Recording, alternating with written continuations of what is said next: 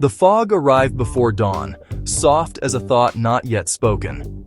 It came down from the hills and rolled across the town, filling the gullies and gardens of Santa Cruz until even the sea forgot where it ended. Out there, under the gray hush, a foghorn moaned like an animal half asleep, and the sea lions answered from their wharf with their eternal argument about fish and space. In the small apartment above Pacific Avenue, a man named Elias Greaves woke to the smell of coffee and the sound of seagulls rearranging the morning. He lay still for a while, letting the smell find him. Burnt, slightly bitter, the way resurrection coffee should be. He worked with the dead. It wasn't glamorous, though it had once been called holy. Now it was just another bureaucratic trade, part science, part paperwork, part guilt. Elias was what the registry called a reanimation specialist, though his mother, back when she was alive and still proud of him, liked to say he helped people come home. He sat up, the fog pressing at his window like a memory that wanted in. He shaved by habit, not vanity. The mirror had stopped surprising him years ago. In the background, his old radio played the local Poet Siren broadcast. Short verses read between weather reports, a Santa Cruz invention after the last revival. A woman's voice was saying, "We do not wake. We are woken, by the sea, by a hand, by our own refusal to stay gone." Elias smiled faintly. He liked that one. By the time he left the apartment, the city was stretching its limbs. Fog wove through the redwoods and the neon signs of coffee shops just starting to hum. Surfers trudged down toward Cowell Beach, boards under arms, faces pale in the morning gray. Somewhere, a bus exhaled. Somewhere else, someone prayed. His office, Resurrection Bureau, Coastal Division, was tucked behind the old cemetery where the town's first settlers lay, mostly unbothered. He liked being near the graves. It made his work feel more like listening than doing. Inside, the hum of machines filled the air. Servers, cryo chambers, the quiet gurgle of nutrient tanks. His assistant had already printed the day's schedule: 3 consultations, 1 preliminary reanimation, 2 therapy continuations. He poured himself another cup of coffee and sat before the first file. A man named Arturo Vega, born 1899, drowned in 1935. Resurrected 7 years ago. Doing poorly. Nightmares. Religious guilt. The therapist noted persistent existential vertigo. The second, Marianne Holt, died in childbirth, 1912.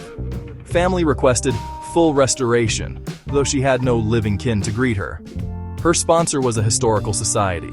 Those ones were always strange.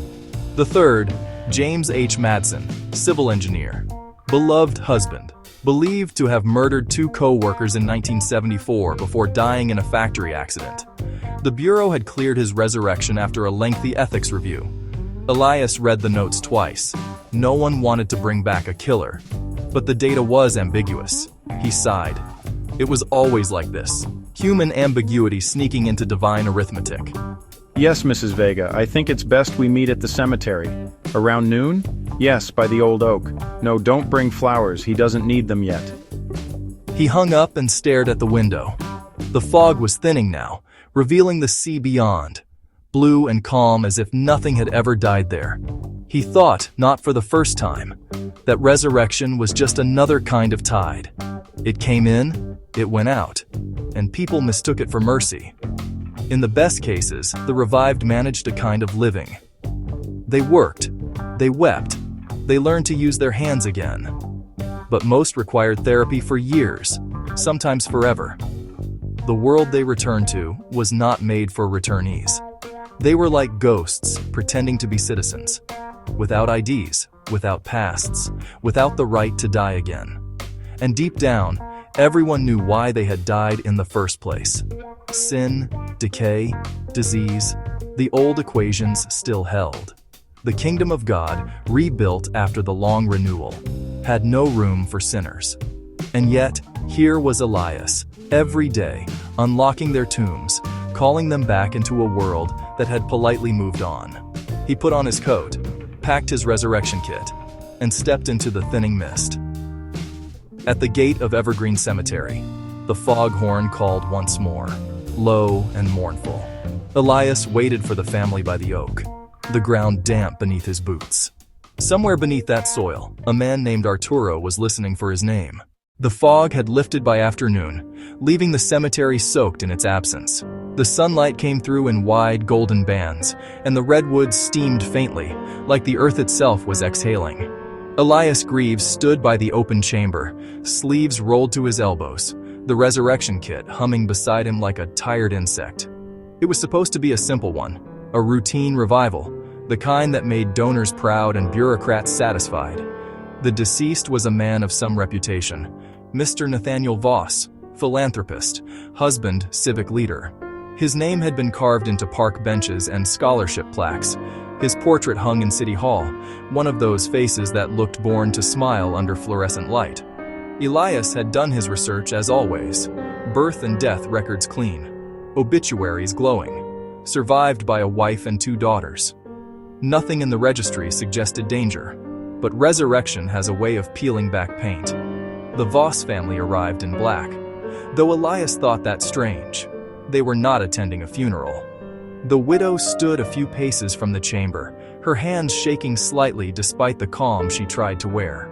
The daughters, one grown, one barely so, clung to each other as if bracing for a storm no one else could see. Are you ready? Elias asked softly. We just want him back, that's all. He nodded. He'd heard those words hundreds of times, and they never meant the same thing twice. The chamber hissed open. Light pulsed through the nutrient mist, shaping itself into something almost human. The algorithm began to knit, cell by cell, memory by memory. A smell filled the air, salt, ozone, a faint sweetness like old apples. The form coalesced, the heartbeat came, the lungs fluttered, the eyelids trembled. Nathaniel Voss opened his eyes, and for a second, he looked like a man returning from a deep, grateful sleep. Then the smile came, too wide, too knowing.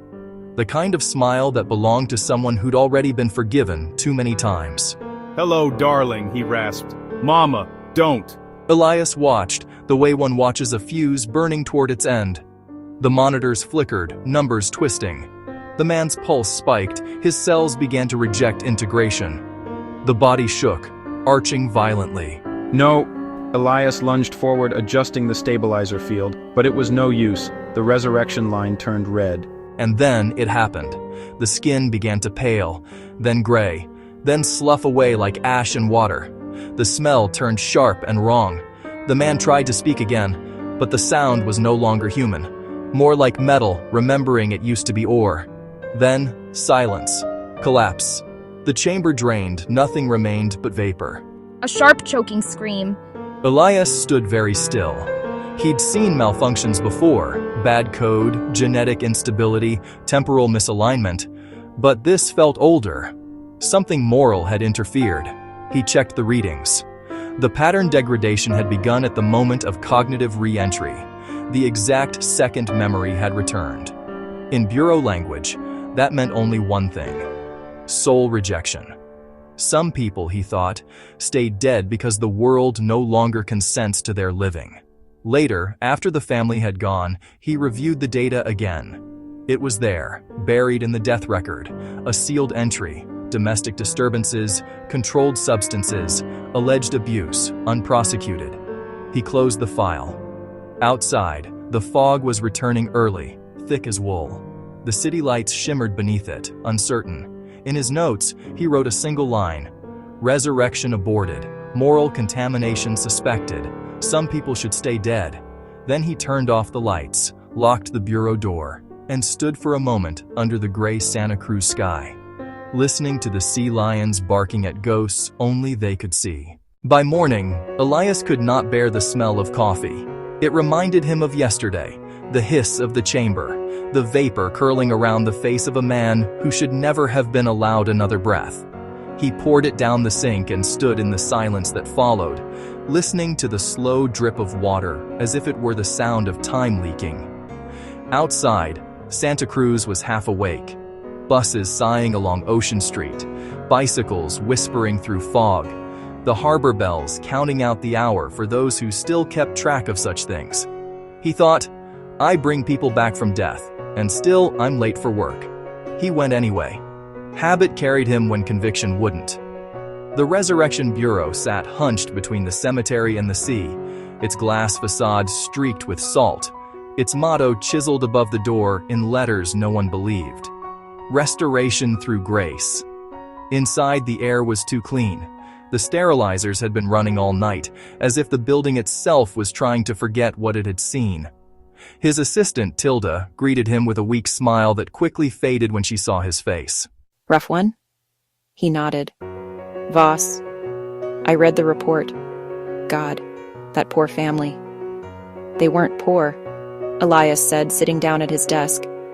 That's the problem. The Bureau takes money too easily. The rich buy redemption by the ounce. You think it was his fault, the malfunction? I think it wasn't mechanical. Tilda, cancel the appointments. All of them? All of them. Tell them there's a systems audit.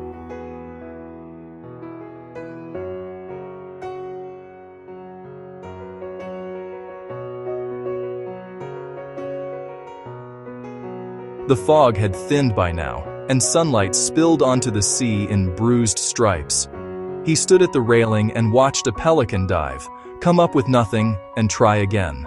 The bird's persistence felt both noble and stupid. Maybe that's what we are, he thought. Pelicans of the soul, diving for what doesn't want to be caught. He thought of Voss, the brief shimmer of consciousness, the smile that came too soon, the face that fell apart under the weight of its own remembering. If resurrection was meant to redeem, why did it so often reveal? There is mercy in limits. There is grace in saying no. Even God rested, and the grave stayed closed.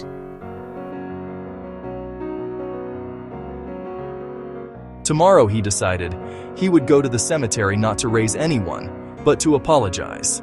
He wasn't sure to whom.